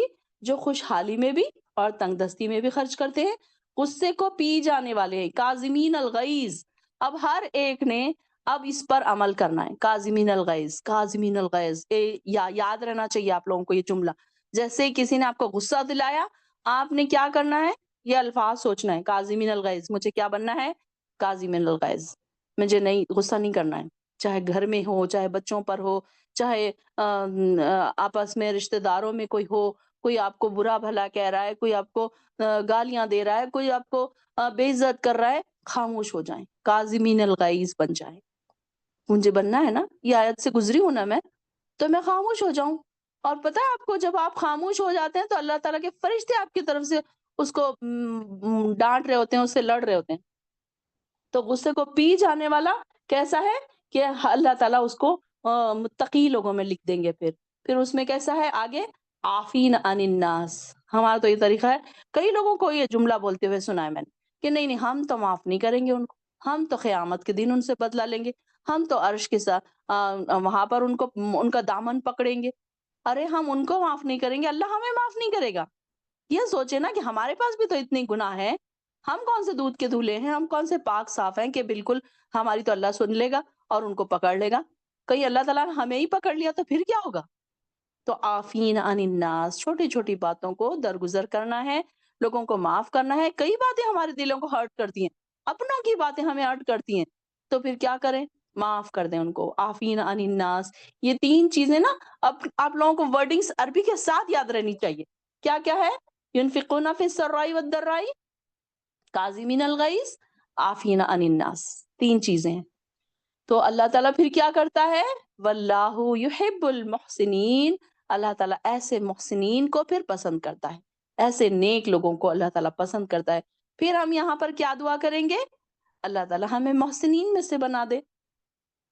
پھر ایسے لوگ جو برائی کا کام کر بیٹھتے ہیں اور اپنے اوپر ظلم کر بیٹھتے ہیں تو فوراً اللہ کو یاد کرتے ہیں. ذکر اللہ فاستغفروا لذنوبہم. دیکھیے کہ نیک لوگوں کی کیا کوالٹی ہے، اڑے نہیں رہتے گناہ کر کے. ہاں تو کیا ہوا، ہم نے کیا تو، ہاں ہم نے بولا ان کو تو کیا ہوا، وہ تو ہمیشہ بولتے ہیں. ہم نے ایک بار بولا تو کیا ہوا، ہاں ایک نماز چھوٹ گئی تو کیا ہوا، چلو ہم روز تو پڑھتے ہیں نا. یہ ایسے اڑے نہیں رہتے اپنے گناہوں پر، بلکہ فوراً توبہ و استغفار کرتے ہیں جیسے ان کو ریئلائز ہو جائے. سب سے زیادہ مومن کی خصوصیات کیا ہے کہ وہ اپنے ریئلائز کرے گناہوں کو اور ریپینٹنس کرے، فوراً توبہ و استغفار کرے. یہ نہ سوچے کہ اچھا ایک تو گناہ ہوا کیا ہوا، میں تو روز اتنی نیکی کی کام کرتی ہوں، میں تو اتنی تہجدیں پڑھتی ہوں، اب ایک فرض میری چھوٹ گئی تو کیا ہوا. یہ نہیں سوچنا ہم نے، بلکہ ہم نے یہ سوچنا ہے کہ چھوٹی سی بھی کہیں میری گناہ کو اللہ تعالیٰ پکڑ لے تو پھر میرا کیا بنے گا. تو ہر وقت انسان ہر وقت اپنے گناہوں کو دیکھتا رہے، اپنی نیکیوں کو نہ دیکھے، کیونکہ ہمیں نہیں پتا کہ ہم نے کتنے گناہ پیچھے کر کے آئے ہیں، کتنے گناہوں کے پہاڑ ہمارے پیچھے سر پہ ہوں گے، ہمیں نہیں پتا. اگر اللہ تعالیٰ معاف نہ کرے تو ہم کہاں جائیں گے؟ ہم بھی عام انسان ہیں، ہم بھی گناہ گار ہیں، ہم بھی خطا کار ہیں. تو اللہ تعالیٰ سے دعا کیا کریں، ہر وقت فوراً اللہ کو یاد کرتے ہیں. نیک لوگوں کی کوالٹی کیا ہے کہ میں اکثر ایک ایگزامپل بیان کرتی رہتی ہوں کہ نیک لوگوں کے لیے ایک پہاڑ کے اتنا گناہ کیسا ہے کہ ایک مکھی کے اتنا گناہ ان کے لیے پہاڑ کے برابر ہے، کہ ان کو ایسا لگتا ہے جیسے پہاڑ کے برابر کوئی گناہ ہو گیا. اور گناہ گار لوگوں کے لیے، کافروں کے لیے پہاڑ کے برابر بھی گناہ کیا ہے؟ ایک ناک پر مکھی بیٹھی انہوں نے ہلا دی، ہاں تو کیا ہوا، ہم نے کر لیا تو ہو گیا نا، اب کیا ہوا. ایسے سوچتے ہیں نا بہت سارے لوگ، ایک گناہ ہو گیا تو کیا ہوا، چلو کچھ نہیں، اتنے نیکیاں تو کرتے ہیں نا. اور تسلی بھی دیتے ہیں اپنے آپ کو، شیطان دیتا ہے. ایکچولی وہ تسلی کون دیتا ہے؟ شیطان دیتا ہے ہم کو. تو شیطان کیا کرتا ہے، تم اتنے نیک ہو، تم اتنی نمازیں پڑھتے ہو، ایک چھوٹ گئی تو اتنا کیا رونا اس کے لیے. بلکہ اگر ہماری ایک نماز چھوٹ گئی نا تو دن بھر اس بات کا افسوس ہمیں ہونا چاہیے، دل میں افسوس ہونا چاہیے. تو اللہ تعالیٰ بھی پھر کیا کرتا ہے، اپنے گناہ کی معافی مانگتے ہیں یہ لوگ. اور اللہ کے سوا کون ہے جو معاف کرے گناہوں کو، اور وہ اپنے کیے ہوئے گناہوں پر اصرار نہیں کرتے، اڑے نہیں رہتے. تو ایسے لوگوں کی جزا ان کے رب کے یہاں یہ ہے کہ وہ انہیں معاف کر دے گا اور ایسے باغات میں داخل کرے گا جن کے نیچے بہ رہی ہیں نہریں بہ رہی ہوں گی، اور اس میں وہ ہمیشہ ہمیشہ رہیں گے. کیا دعا کرنا ہے ہم کو یہاں پر؟ اللہم اجعلنا منہم. یاد کر لیجئے دعا، یاد ہے سب نے کر لی دل میں دعا. اور یہ اچھے عمل کرنے والوں کے ساتھ کیسا اچھا بدلہ ہے، نعم اجر العاملین. اللہ تعالیٰ ہمیں بھی ایسے بہترین اجر کرنے والا بنا دے. آیت 137 بے شک تم سے پہلے مختلف امتیں گزر چکی ہے، تو تم زمین میں چلو پھرو اور دیکھ لو کہ تکذیب کرنے والوں کا کیا انجام ہوا. یہ بیان کافی ہے تمام لوگوں کے لیے اور ہدایت اور نصیحت ہے اللہ سے ڈرنے والوں کے لیے. اور تم ہمت نہ ہارو اور رنج نہ کرو، اور تم ہی غالب رہو گے اگر تم پورے مومن رہو.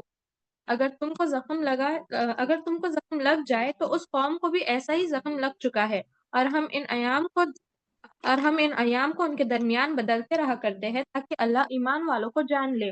اور تم میں سے بعض کو شہید بنانا تھا، اور ظالموں سے اللہ محبت نہیں کرتا. ایمان والوں کو میل کچیل سے صاف کر دے اور کافروں کو مٹا دے. کیا تم یہ خیال کرتے ہو کہ جنت میں ایسے ہی داخل ہو جاؤ گے جبکہ اللہ نے ابھی ان کو دیکھا ہی نہیں جنہوں نے تم میں سے جہاد کیا، اور نہ ان کو دیکھا جو ثابت قدم رہے؟ اور تم تو مرنے کی تمنا کر رہے تھے موت کے سامنے آنے سے پہلے، تو اس کو تو کھلی آنکھوں سے دیکھ لیا تھا۔ اور محمد صلی اللہ علیہ وسلم ایک رسول ہے، اور آپ سے پہلے بھی بہت سے رسول گزر چکے ہیں۔ تو اگر آپ کی وفات ہو جائے یا آپ شہید ہو جائے تو کیا تم لوگ الٹے پاؤں پھر جاؤ گے؟ اور جو الٹے پاؤں پھر جائے تو اللہ کا کوئی نقصان نہیں ہے، اور اللہ جلد ہی شکر گزاروں کو بدلا دے گا۔ اور کسی کو موت آنا ممکن ہی نہیں بغیر اللہ کے حکم کے۔ اسی طرح موت کا وقت معین ہے، اور جو دنیاوی نتیجہ چاہتا ہے تو ہم اس کو دنیا کا ہی حصہ دے دیتے ہیں، اور جو آخروی حصہ چاہتا ہے تو ہم اس کو آخرت کا حصہ دیں گے، اور ہم بہت جلد شکر گزاروں کو بدلا دیں گے۔ اور بہت نبی ہو چکے ہیں جن کے ساتھ ہو کر بہت سے اللہ والے لڑے ہیں، تو نہ تو انہوں نے ہمت ہاری ان مصائب کی وجہ سے جو ان پر اللہ کی راہ میں پیش آئے، نہ ان کا زور گھٹا اور نہ وہ دبے، اور اللہ تو صبر کرنے والوں کو محبوب رکھتا ہے۔ اور ان کی زبان سے بھی تو اس کے سوا کچھ نہ نکلا کہ انہوں نے کہا، اے ہمارے رب، آپ ہمارے گناہوں کو اور ہمارے کاموں میں حد سے نکل جانے کو بخش دیجئے، اور ہم کو ثابت قدم رکھیے، اور ہم کو کافروں پر غالب کیجئے۔ یہاں پر دیکھیے انڈر لائن کیجیے، ربنا اغفر لنا ذنوبنا و اسرافنا فی امرنا وثبت اقدامنا وانصرنا علی القوم الکافرین۔ اب یہ دیکھیے کہ کیسے تھے یہ لوگ، یہ مجاہدین کی مثال یہاں پر بیان کی جا رہی ہے کہ کیسے ایک تو یہ لوگ خود اللہ کی راہ میں لڑنے کے لیے نکلے ہیں، اور اس کے باوجود بھی پھر کیا دعا کر رہے ہیں؟ اپنی خطاؤں کی معافی کی دعا کر رہے ہیں، اللہ کو یاد کر رہے ہیں، یعنی کہ ایمان کا بھروسہ ان کے صرف جنگی سامان پر نہیں ہے، اپنی قوت یا اپنے اس پر نہیں ہے، اپنے طاقت پر نہیں ہے، بلکہ ساتھ ساتھ وہ میدان جنگ میں اللہ کو یاد بھی کر رہے ہیں۔ مجاہدین کی مثال اللہ تعالیٰ بیان فرما رہا ہے کہ یہ جب نکلے ہیں اللہ کے راہ میں تو یہ کیسے ہے کہ دعا بھی کر رہے ہیں کہ اللہ ہماری خطاؤں کو معاف کر، اور کیسے ربنا اغفر لنا ذنوبنا، اللہ تو ہمارے گناہوں کو معاف کر، وہ اسرافنا فی امرنا، جو ہم نے ہماری جو گناہ ہو گئے ہم سے، جو زیادہ زیادتی ہو گئی گناہوں میں، تو اس کو بھی تو ہمیں معاف فرما۔ کہ دیکھیے کیسے نیک لوگوں کی کوالٹی یہاں پر بتائی جا رہی کہ اللہ تعالیٰ سے کیسی دعا کر رہے ہیں کہ اللہ ہماری زیادتیاں بھی ہم سے دور کر دے، اور ہمارے گناہ بھی ہم سے دور کر دے، جو ہماری زیادتیاں ہو گئی ہمارے کاموں میں، اور ہم کو ثابت قدم رکھ، ہمارے قدموں کو ثابت قدم رکھ، اور ہماری مدد فرما کافر قوم پر۔ آیت نمبر 147 پہ دعا ہے، اس کو ہائی لائٹ کیجیے، انڈر لائن کیجیے، تو پھر اللہ تعالیٰ نے انہیں دیا دنیا کا ثواب اچھا، اور ثواب آخرت کا، اور اللہ تعالیٰ پسند کرتا ہے احسان کرنے والوں کو۔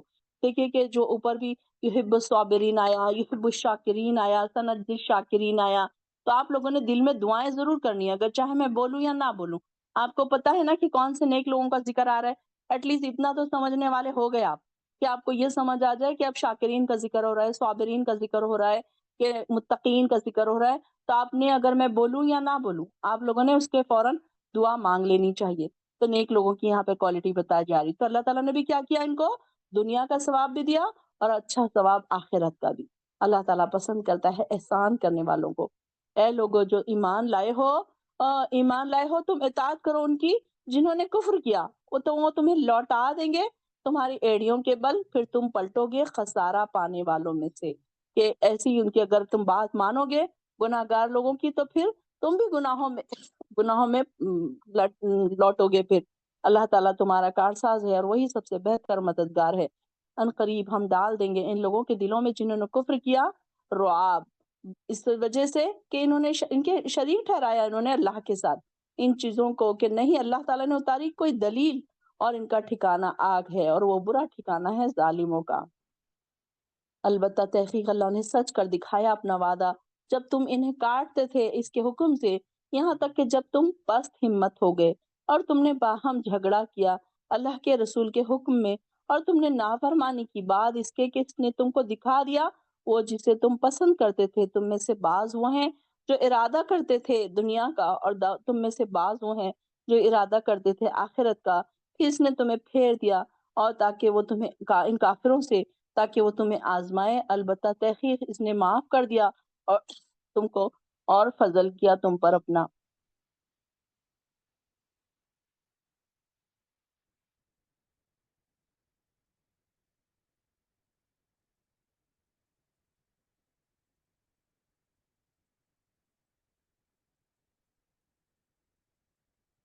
آیت 153 جب تم بڑے چلے جاتے تھے اور کسی کو مڑ کر بھی نہ دیکھتے تھے اور رسول تمہارے پیچھے سے تم کو آواز دے رہے تھے تو اللہ نے تم کو غم دیا تاکہ مغموم نہ ہو جاؤ تم اس چیز پر جو تمہارے ہاتھ سے نکل گئی اور نہ اس مصیبت کے آنے پر، اور اللہ تو تمہارے سارے کاموں کی خبر رکھتا ہے۔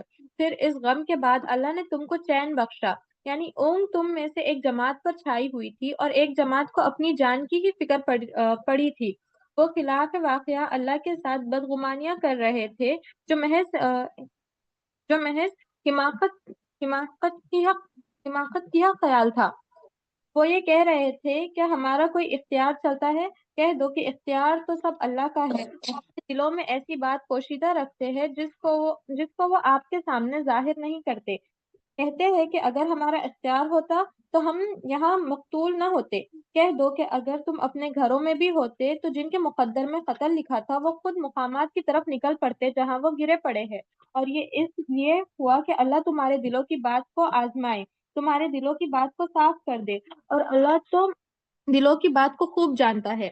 بلا شبہ اس روز جو تم میں سے پشت پھیر چکے تھے جبکہ دو فریق آپس میں مقابلہ کر رہے تھے، اس کے سوا اور کوئی بات نہیں ہوئی کہ ان کو شیطان نے ان کے بعض اعمال کی وجہ سے لغزش میں ڈال دیا، اور یقین جانو کہ اللہ نے ان کو معاف کر دیا، بے شک اللہ بڑا بخشنے والا اور بڑا علم والا ہے۔